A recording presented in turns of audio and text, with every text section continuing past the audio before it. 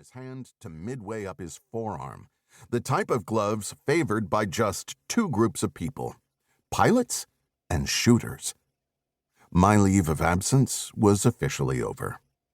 Shifting in my seat, I drew the Glock 23 tucked into my Don Hume in the waistband holster and press-checked the pistol. A shiny .40 caliber hollow point winked back at me.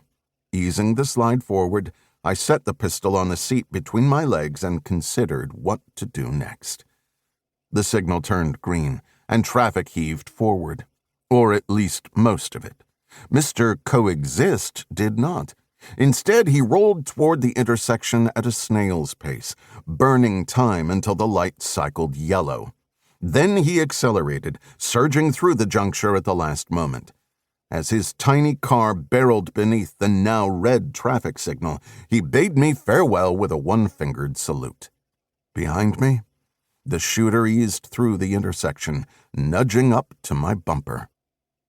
The key to defeating an ambush is actually pretty simple. Don't get caught in the kill zone.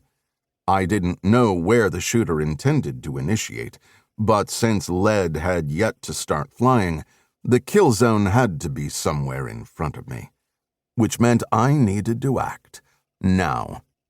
Smashing the brake with my left foot, I shifted the truck into neutral and revved the engine with my right.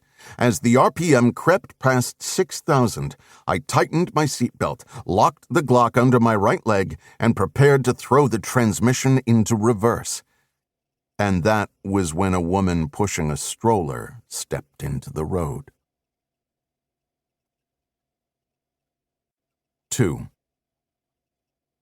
The woman was dressed in black yoga pants and a hot pink tank top that showed off toned brown arms. White earbuds accessorized her outfit, the wireless kind, because Austinites are nothing if not hip. She rolled the stroller right in front of my truck's vibrating hood as if she didn't have a care in the world. Again, Austin in February. Though even if she'd been the most vigilant of mamas, a gunfight on South Congress probably wouldn't have been on her radar. That just wasn't her life. But it was mine. Behind me, the shooter was talking on his phone, which meant he wasn't alone, which meant that my window was closing. Slamming the gear shift into reverse, I wrenched the wheel to the left. The Hemi didn't disappoint, much to the chagrin of the driver of the compact Hyundai to my right. One moment, the Hyundai's driver was contemplating the perfect Austin sky. The next, the black brush guard covering my front bumper scraped along his emerald green quarter panel as I turned my truck perpendicular to the threat behind me. Not a perfect solution, but it would do. Grabbing the Glock, I exploded out of my truck, coming face to face with the woman pushing the stroller. To her credit, she went into immediate mama bear mode. Though her eyes were as wide as saucers, she put herself between me and her precious cargo. Then she screamed out a question. "Are you crazy?" Books could be written in response. Still, I understood why she might ask. My current appearance was what my wife playfully called rustic. At least I hoped it was playfully.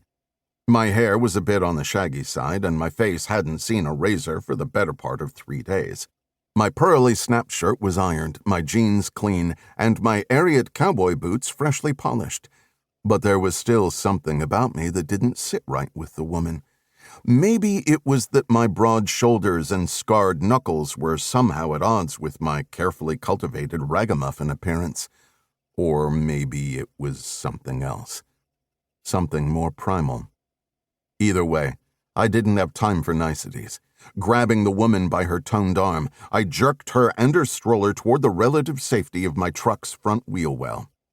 "FBI," I said, pulling her forward. "Get down!" Now, before you get the wrong idea, I am not a law enforcement officer of any kind. The men and women of that career field must stand before juries while swearing to tell the truth, the whole truth, and nothing but the truth, so help them God. My own relationship with the truth was a bit more problematic. For example, I have found it beneficial to impersonate an FBI agent from time to time. This is because most Americans seem preconditioned to trust FBI agents and obey their commands.